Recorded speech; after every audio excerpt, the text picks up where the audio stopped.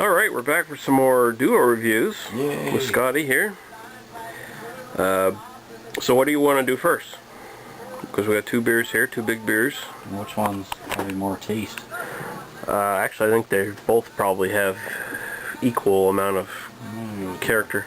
RPA. RPA? Okay, well, we'll take a look at it here. These were both sent to us by the Albino Rhino, by the way. This is Cameron's RPA. 6.6% alcohol by volume. It's a strong beer.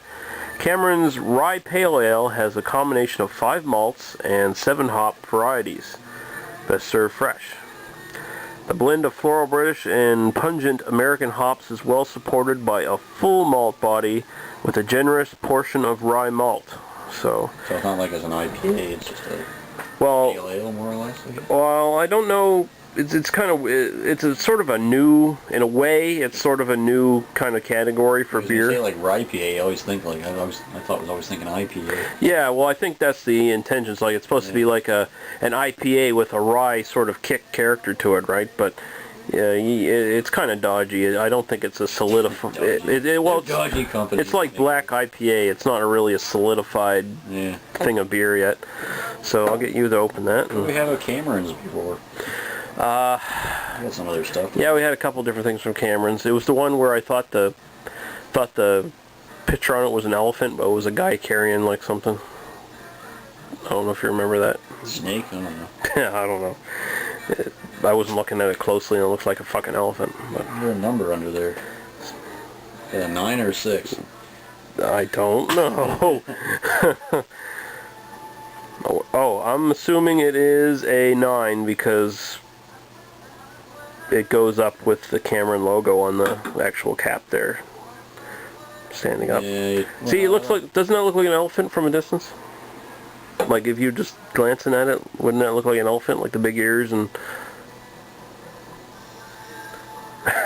Okay, fuck you.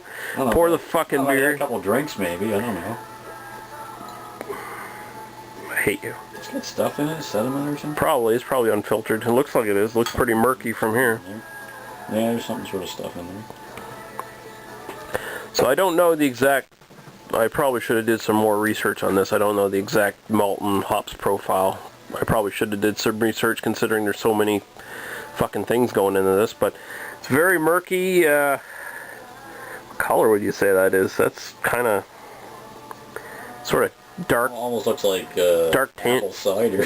Yeah, it looks like cider, really. Freshly pressed. Maybe with like tangerine kind of highlights on the sides. It's kind of brownish, kind of. Yeah, the brown cider almost like. Swish it around. You get any hit on your glass there? Yeah, a little bit. Yeah. Builds up a little and it goes away. I got a better glass for hit anyway, but. You can smell it from here. All right, so we'll take a smell. Well, you quite sweet, or sharp with hops, and then it's almost like sweet, like almost candy cane kind of sweetness to it. There is a kind of a note like candy cane almost, yeah. That's how sweet it is. It's got a real tropical fruit hops character to it. It smells like almost like that tropical fruit, canned tropical fruit. Like you got like a little bit of mango or something. Yeah, well you got a little bit of grapefruit in there, and then you got like mango, peach.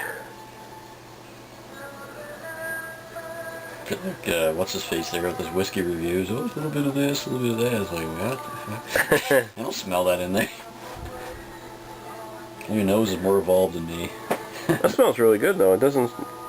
You say the hops were British and pungent American hops? Yeah, I'm getting the pungent American. I'm not getting floral British. I'm not getting any real British. Yeah, the floral though, but... Yeah, but the British hops in there are like totally decimated. Pungent, though. It is, yeah, but I'd say the American hops decimate any British influence in there. Like, what? I didn't decimate the British.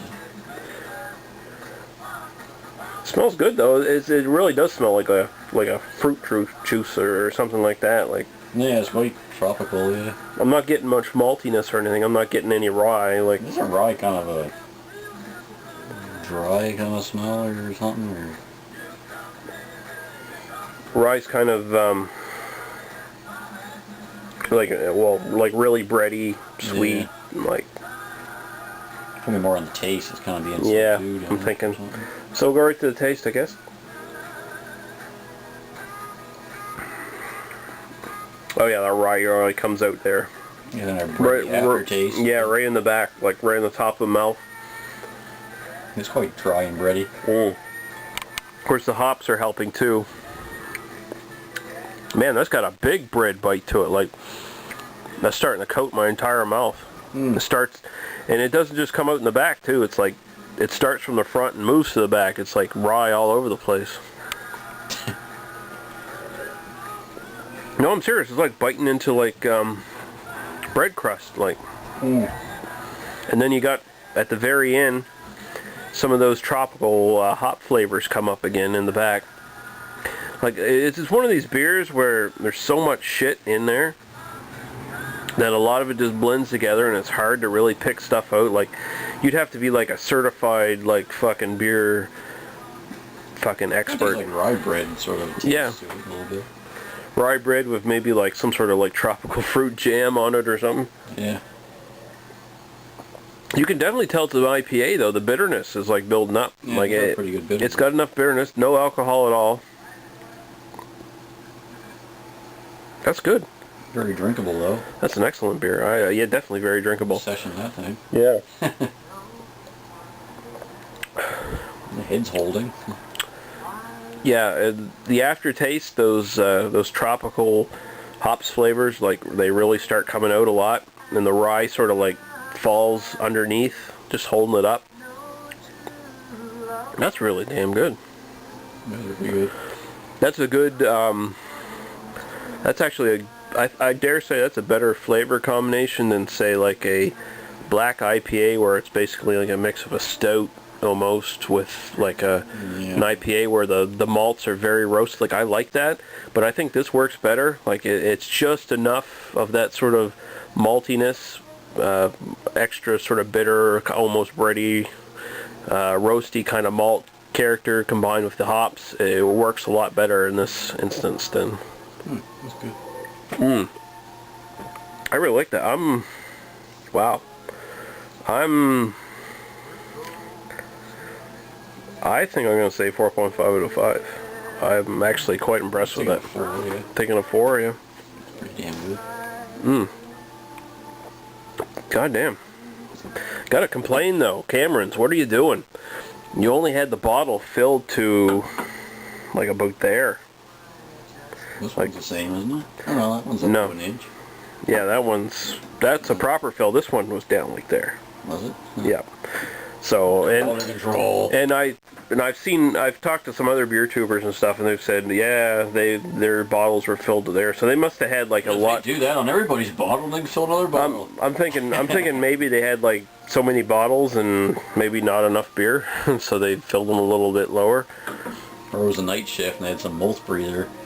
Could be. Falling asleep and the bottles are going by. Yeah, that could be too. There's no needles in the bottle. I don't care. I'll give up an inch of beer or he was sneaking a little mouthful before they capped the damn things. But they won't notice a little bit. If that's the case, I can't blame him because it is pretty good. It's a fucking great beer. 4.5 out of 5 for me. 4 out of 5 from Scott. Cameron's Rye PA. Quite an excellent beer. If you can find it, it's definitely worth picking up. Can't we have this up in Nova Scotia, damn it? Oh, we could have more. You just have to butter up the albino rhino real. No, I mean, so why can't they bring it over to like our liquor commission? Yeah, I know I hate Ontario. They won't send their beer over here. Well, they send Mill Street and stuff like that. I'd rather have this though. Yeah, I definitely like Cameron's to show up in the NSLC. Definitely. All right, guys. We'll be back in a little while.